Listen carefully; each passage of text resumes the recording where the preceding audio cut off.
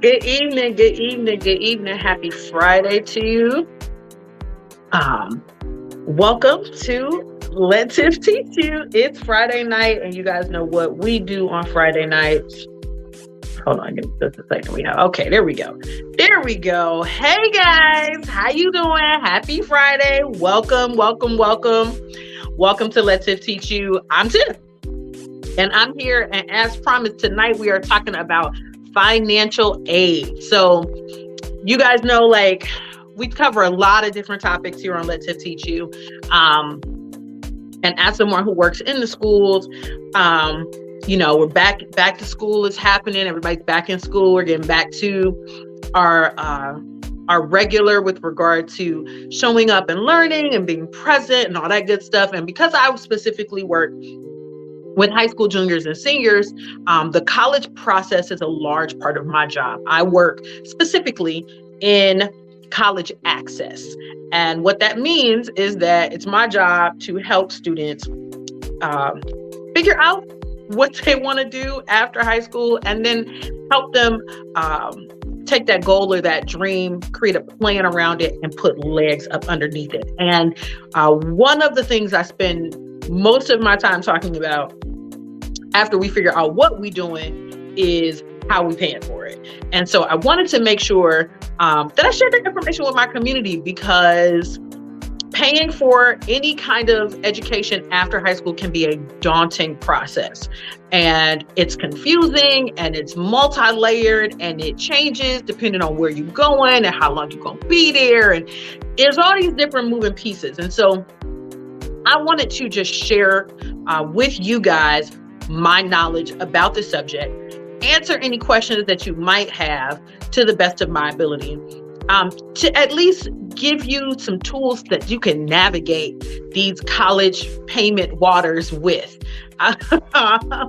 with everything that's going on with regard to, student loan forgiveness, and you're hearing about PSLF in the news, and it all kind of just gets in there and melts together, and it's hard to get through. So I wanted to make sure that my community had some information, solid, simply laid out, easy to follow, easy to understand. Now, of course, everyone's situation is different.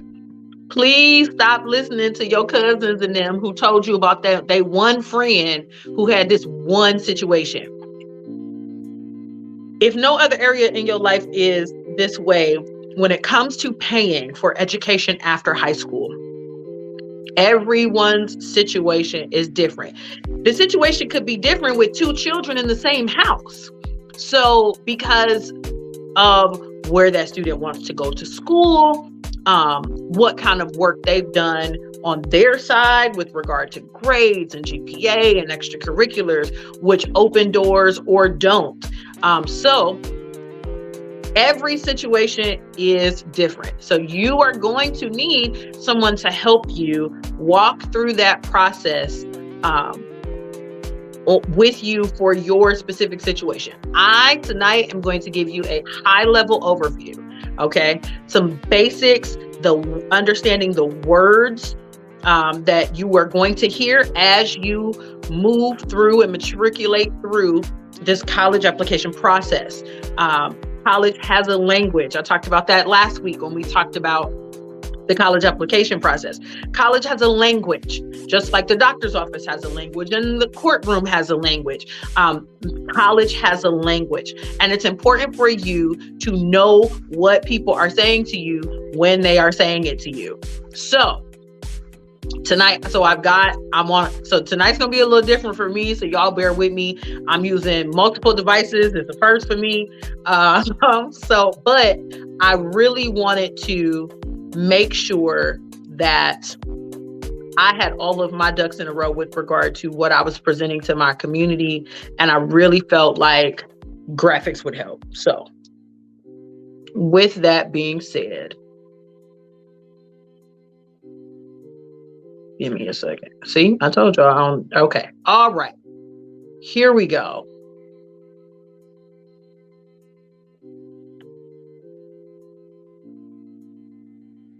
Oh, Well, welcome, Facebook. I just realized y'all wasn't here.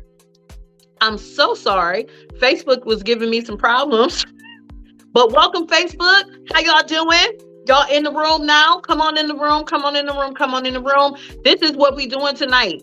We are going to, by the grace of God and my abilities, you are going to understand some basics, and I mean basics, about financial aid after tonight's session. So tonight we're talking about financial aid. Now, when we talk about financial aid, we are talking about money to pay for school after high school.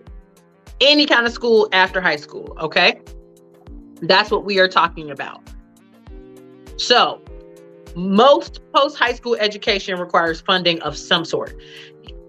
You can, every now and again, and depending on your community and all of those kinds of things, find programs that are free, that don't cost you any money, that you can attend and participate in. And at the end of that, will give you some type of certificate or certification in a particular field. But that's rare. In general, any kind of post-high school education is going to require funding of some sort. You're going to have to pay for it, okay? So you have to make sure that you understand that that's what you're getting into when you get into it, all right? All right, so, I told y'all this is new. I'm doing some new things, so y'all bear with me because I'm in front of the camera and behind the camera. So y'all bear with me. I'm trying something new. All right. So when we talk about paying for school after high school, what are we paying for? What are we talking about? Again, because this is an individual process, this is going to be individualized to your situation. But in general, there are some general things that we can talk about. What are you paying for? Tuition. You're paying for room and board. If you plan to live on campus, you're paying fees, and fees are non-negotiable for the most part. There are a few that you can opt out of, but in general, you are going to pay these fees, period. You're also going to pay for books. Oh, you can't see the last one because I'm in the way. Sorry, y'all. You're going to pay for books. You have to pay for books some way, somehow in college. You can purchase them. You can rent them. But you are going to have to, there's going to be a fee to have the materials that you need for your classes. Last but not least, what you can't see says is transportation and or parking. So this is kind of specific to students who are going far away, or students who are commuting to school. So if your student is planning to go away to school, how they gonna get there? How's their stuff going to get there? How's it going to get back? Them and the stuff. So that's what I mean when I'm talking about paying for transportation. Are they getting on a plane? Are they getting on a bus? Are y'all renting a U-Haul? Are you renting a van and driving them? Whatever that is a part of the cost of college. All right. And remember, when we're talking about college, here, Let's Tiff Teach You, college means any schooling after high school. So that could be 4-year university, 2-year community college, or a 2-year career center, trade school, career school, technical school, vocational school. All of that, for the sake of this conversation, is college. All right. So depending on where your student is going and how far, you may have some transportation costs. If the student plans to stay home and commute, you still have to pay for parking. Now, that is generally going to be included in your fees. However, you do need to think about that cost as well. So we know, what are we paying for? We're paying for tuition, room and board, fees, transportation, and parking, and books. Those are the 5 primary areas that you're going to pay for in college, right? So how do we pay for it? Because this is the big question. This is what everybody really wants to know. Like, it costs a whole lot of money. I don't have a whole lot of money. How am I going to pay for college? So let's dive right into the ways in which we can pay for college. All right. So here on our financial aid package wheel, are the 4 primary ways that people pay for college. All 4 parts make up what is known as a financial aid package. Your financial aid package comes from your school. However, there are some things you have to do to tell the school what your resources are so they can determine what needs to be included in the package. All right. And the way that you do that, the way that you tell the school what your resources are, is by completing the FAFSA. We will talk about FAFSA next week. But remember, you don't get any of these guys right here, you don't get them if you don't complete the FAFSA, because the school cannot make a decision about what to offer you. They cannot make a decision about what to include in your aid package if they have not received a FAFSA from you, student. All right? Okay. Let me see. Y'all all right? We all right. Okay. So what are the 4 parts? There are, and they're not in any particular order. That's just what they are. There's scholarships, there's grants, there's work study, and then student loans. Now, lots of people have lots of thoughts and ideas about student loans, and whether or not you should do it or whether you should not do it. I think that each student needs to have an individualized conversation with regard to their decision regarding student loans, because loans are a piece of the package. Whether or not you need that piece is going to be dependent on what the student is willing to do on the front end, because I think that loans are the last option at the back end, but sometimes they are what has to be used. If a student does not have family financial support, or if they're planning to get some type of advanced degree that they're going to be in school for a while, it is what it is. I mean, if you want to be a lawyer, your son or daughter wants to be a doctor, an astronaut,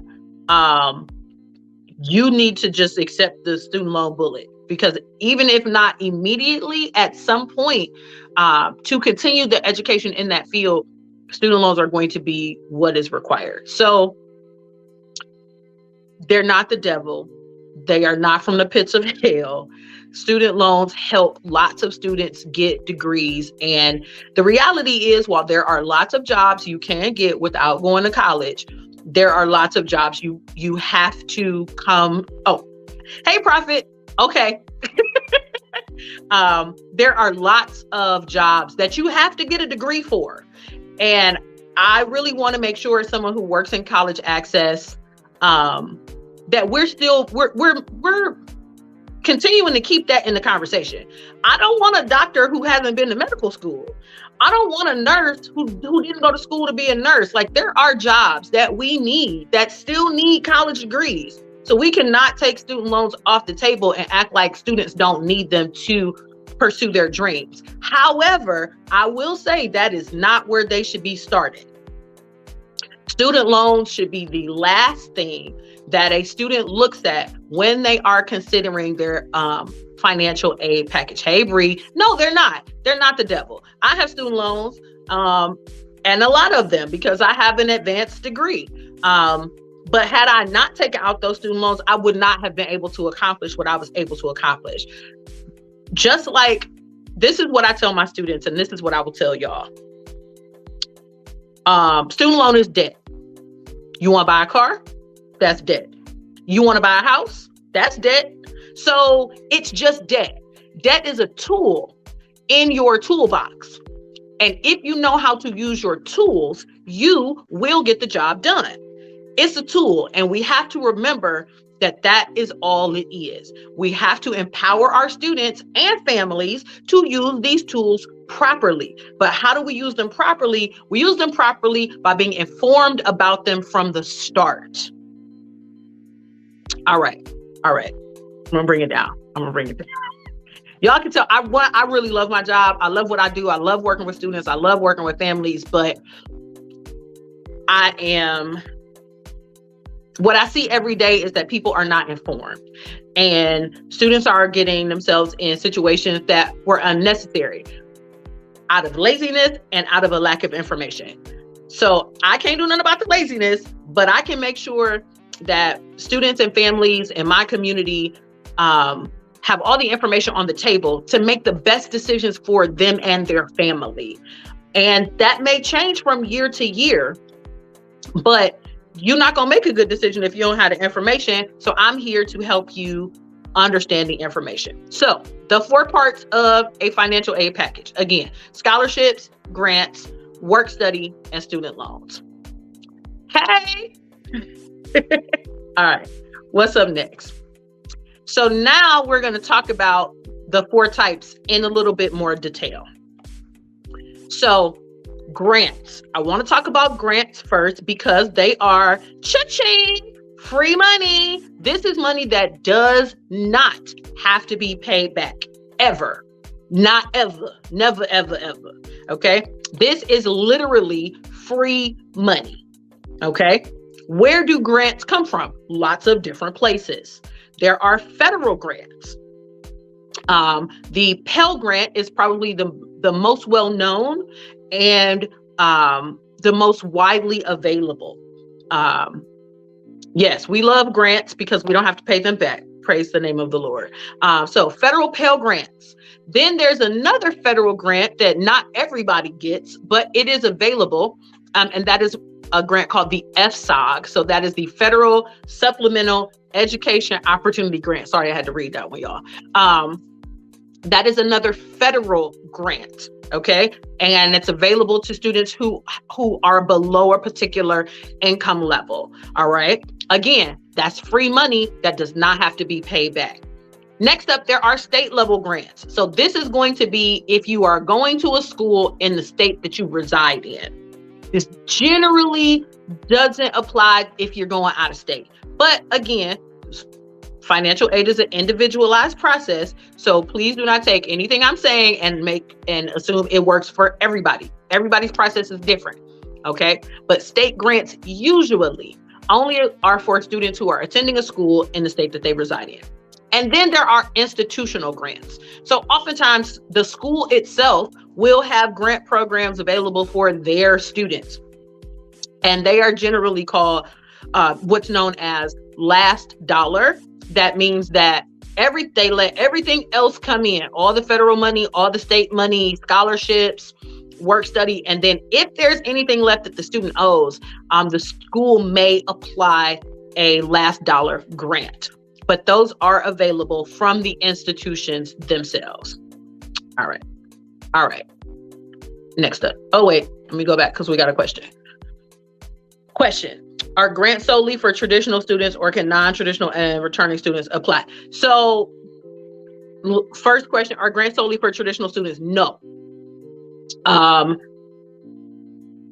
Non-traditional and returning students can apply for grants because the financial aid process is the same for everybody, no matter when you're going to school.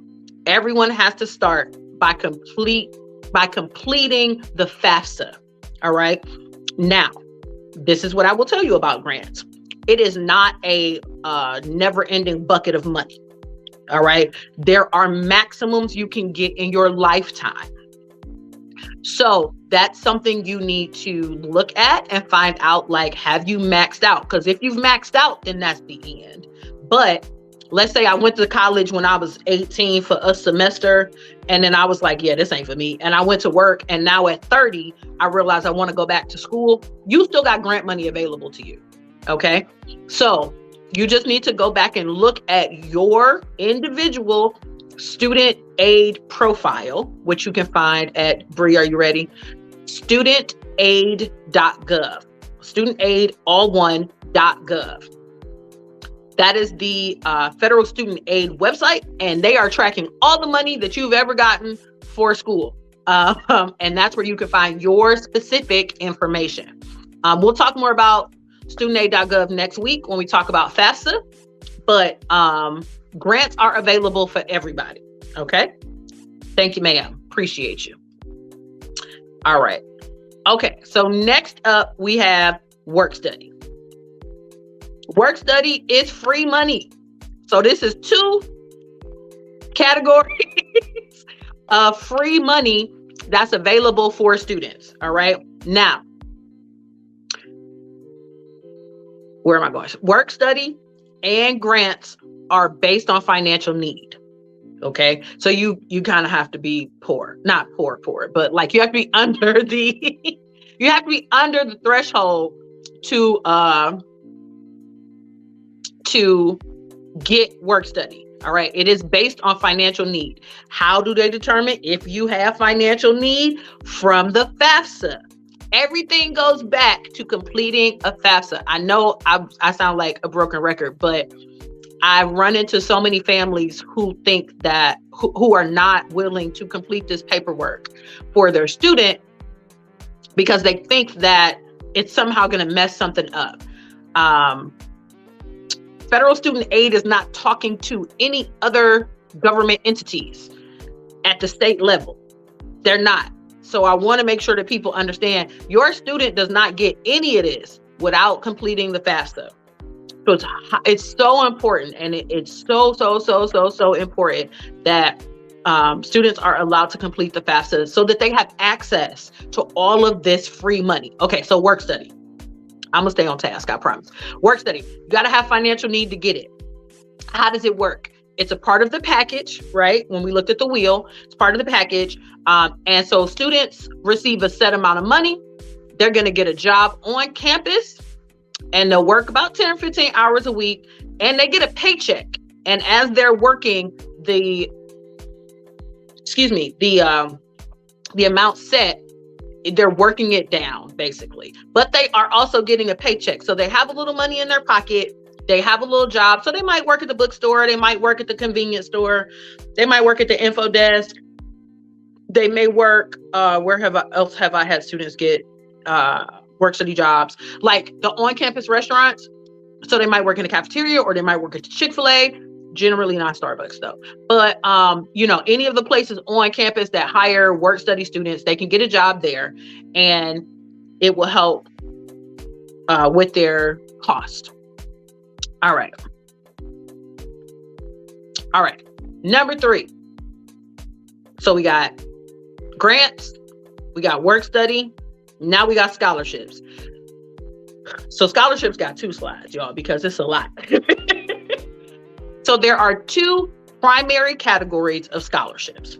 There are need-based scholarships. So those are scholarships like work study that are for students who need them financially. And so it's based on how much money you don't have. And then there are merit-based scholarships, which are based on the student's academic performance. So if your student is a 3.8 and they've been playing the oboe since they was in 4th grade and they're student council president, class president, they have all of these things that's going for them. There are lots of merit-based scholarships out there and your students should be applying for all of them. Here's the deal, people. There are hundreds of millions of dollars of scholarships available. Period. Full stop. I mean, it was the first instrument that came to my mind. Hundreds of millions of dollars, and hundreds of millions of dollars get left on the table every single year. I don't know if you saw my post earlier this week, but I was at a conference for work this week, all around college access and learning more about what's available for students, especially students of color. And one of the things that I saw was that the class of 2021 left $3.75 million of grant money on the table as a class. So the nationally, class of 2021, $3.75 million of free money that went unclaimed because the students didn't do their FAFSA and they didn't go to college. I don't want that to be your family because it's too much free money out here. Now, how do you get this free money, right? It's on the student. And I need to, before we move on, I really need to say this. Parents, this is not your job. If your child wants to go to school, this is their work. They need to find applications. They're going to need to write essays. They may have to interview. They may have to make creative projects. I've seen a lot of scholarships lately asking the students for a short video. But this is their work. If your student completed one scholarship application every week, just one, from right now until spring break, we're going to say Easter. That's April of 2023, right? That's 36 scholarships, 35 scholarships. 35 scholarships that your student would have applied for if they just did one a week. Yes, just one. And and the more you do, the more likely you are to get the money you need. And scholarships are available for all different kinds of students. You don't have to be a 3.5 or better, straight A's forever and always. I have students who have a 2.0, 2.5 out here getting money, okay? Because it's out there. But the student has to be willing to put in the work. No one's going to drop a bag in their lap. They have to have some initiative and motivation to go after it. But the money is out there. So please don't let your student tell you anything different. All right. So where is the money coming from? Right? With the scholarships. Again, free money, doesn't have to be paid back. They're scholarships from their institution. So these are awards from the school. And those awards can be athletic or academic. Let me pause here. Sports parents. Hi. How y'all doing? Y'all all right? Good. Your child is not going to get a 100% athletic scholarship anywhere period. Because they don't exist. There's no such thing as a 100% athletic scholarship. LeBron James didn't even get a 100% athletic scholarship when he got offers to college. They were 50% athletic and 50% academic. So if your running back has a 1.9 GPA, you're not getting a full ride. It is time for us to stop selling our sons and daughters dreams of going to a major sports league without any grades. At this point, there's no major sports profession that you can enter without at least 1 year of college. And so that means that your student has to get in the college. And they don't change the requirements just because they're fast. Your student has to have the grades to get into a college. And if nobody ever told you that before, I'm sorry. But here we are. There's no such thing as a 100% athletic scholarship. They don't exist. They just don't. And don't let anybody tell you anything different, because it's not going to happen. Everybody's going to get their feelings hurt. Awards from schools can be athletic or academic. Okay. All right.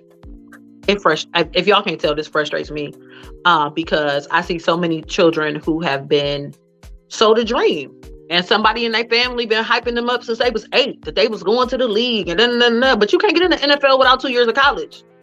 You can't even go to the draft without 2 years of college, and you're not getting into Duke with a 1.9. You're not going to Alabama A&M with a 2.3. You're just not. D1 schools don't want dummies. They want people who are going to bring the reputation of their school up. So if you don't know what your child's GPA is, it's time for you to find out. And it might be time for you to make some hard choices in your family if that's what you are seeking. Where else do scholarships come from? I promise I'm trying not to fuss, y'all. I promise I'm trying not to fuss, but it frustrates me. It frustrates me. It frustrates me. It frustrates me. Okay. So there are national scholarships. Now, national scholarships, you'll probably hear about them a lot because they tend to be real big money. For instance, I just got an email about the QuestBridge Scholarship Program. It's up to $20,000 a year. That would be $80,000 over the course of a 4-year degree. Those are national scholarships. But when we're talking about national scholarships, that means you're competing nationally. 250,000 high school students across America. And you're competing against all of them, but they do exist. There are also state and local scholarships, which I highly suggest students focus on first. Unless your student is in like the top 5% of their graduating class, and have been taking an extremely rigorous course load, have done College Credit Plus classes or early college or things of that nature. National scholarships are hard, but state scholarships are not as hard. And you're competing against a smaller pool of people because it's just the people in your state. There are also lots of local and civic organization scholarships. Don't sleep on what's happening in your community. Somebody got some money and they need to give it to you. Okay. So there are lots of organizations that offer scholarships in your neighborhood. Here you go, parents. Ask your job if you all have a scholarship organization, because you will be surprised at the professional organizations connected with your career or industry or field that offer scholarships to your children and they're not being advertised. But if you go ask about them, they'll say, oh yeah, we got $1,000 we can give her. You'd be surprised. If you belong to a sorority, a fraternity, a professional organization, a union, then you should be asking about scholarship for your kids because they have them.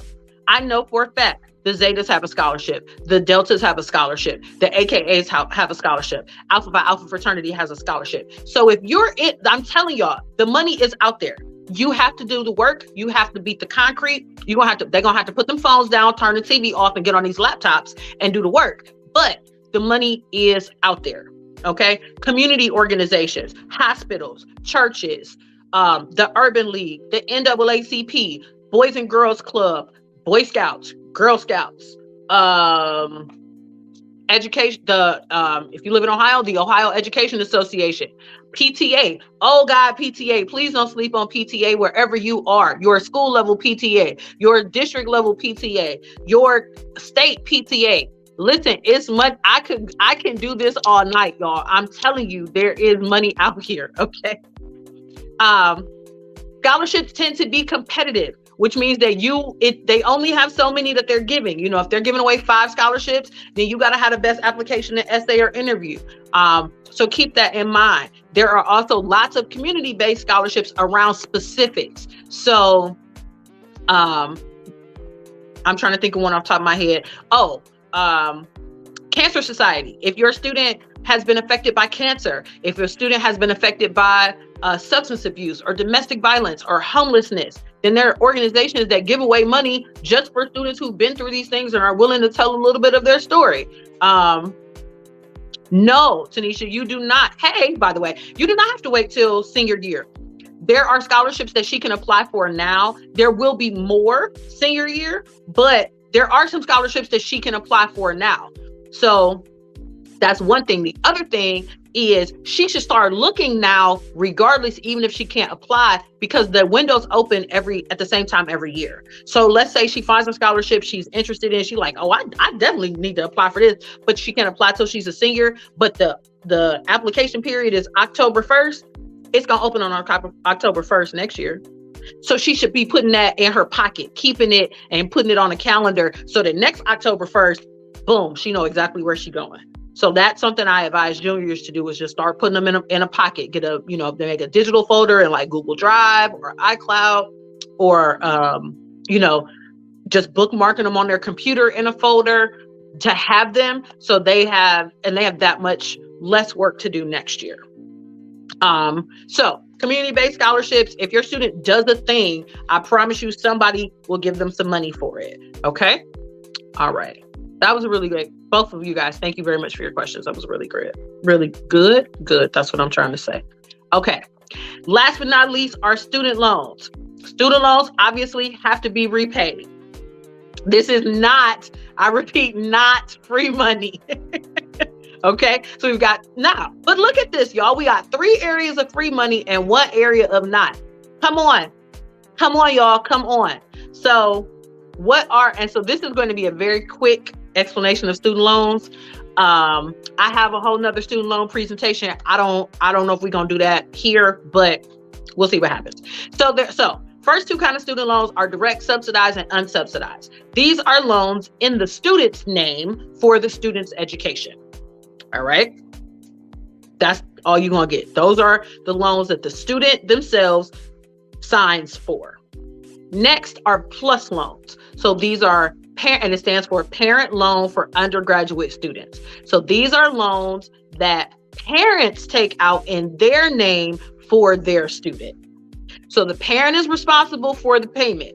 All right. Now, let me go back. So direct, subsidized, and unsubsidized loans do not require credit. That's how 18-year-olds get them, because you don't need credit to get them.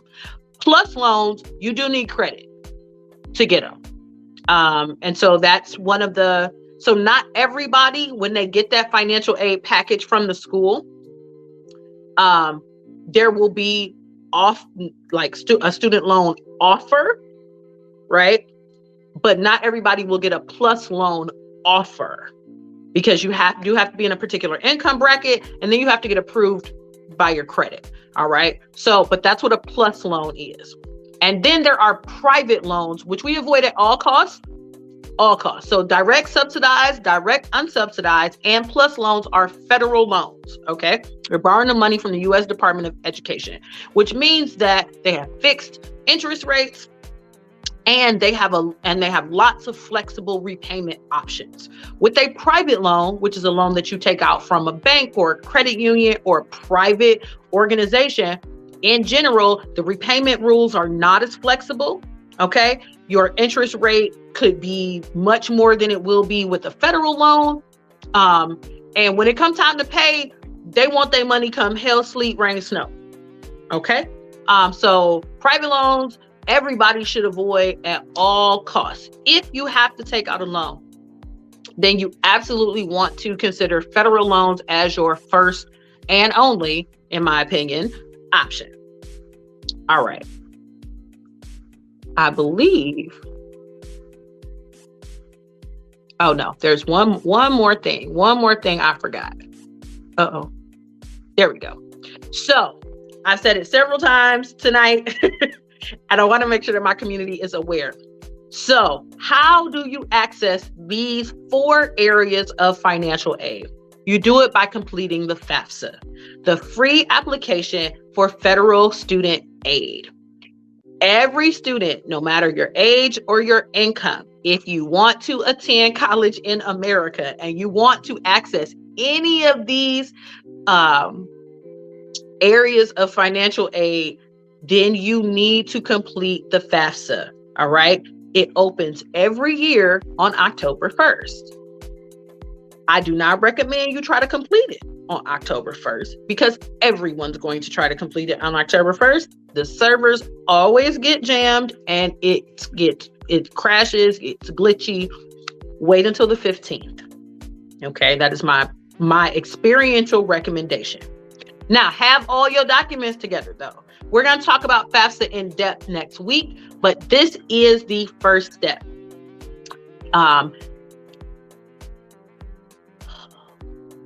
Okay, yeah, that's what I want to talk about. So we need to complete a FAFSA, and scholarship applications are even going to ask you for information from your FAFSA. So you absolutely want to get this done as quickly as possible. I'm trying not to dip into next. I'm trying so hard not to dip into next week, y'all. But okay, so I'm gonna stop right here. So FAFSA, let me take this off the screen before I say more than I want to. Okay. So FAFSA is next week. I'm gonna explain what it is, what you need, who's got to do it, how do we get to it, all that good stuff we're gonna talk about next week. Next week is solely about FAFSA. Well, we was on here a long time this week, y'all. Oh my goodness. I didn't mean to do all of that. But you know what? Amen. Because that's what the Lord wanted me to share with you guys. I want you to be informed about how to support your student or yourself in reaching the educational goals that you have for yourself. And this is the first thing you got to do after deciding what you're going to do is how you're going to pay for it. And tonight, that's what you learned on Let Tiff Teach You. So if you have any additional questions, or you have specifics that you want a little bit more guidance on, y'all know how to find me. You can leave a comment here on the live. You can inbox me if you got my number. You can text me. You can always email me at contact at lettiffteachu.com, and I'll be more than happy to share what I can with you regarding your specific situation. Thank y'all so much for hanging out with me tonight. I appreciate you. And if you are on Facebook or on YouTube, thank you so much for joining me tonight. You could be doing anything with your Friday night, and I know that, so I greatly appreciate your presence here with me. Do me a favor, share this with somebody who you know needs to see it. Like it. If you're on YouTube, would you consider subscribing? I would greatly appreciate it. I am trying to build my channel and create content that is impactful to my community. So if there's something you want to know and you want to see if I know it, ask me. And if I do, guess what we're going to do? We're going to talk about it on Let Tiff Teach You. Y'all have a good night.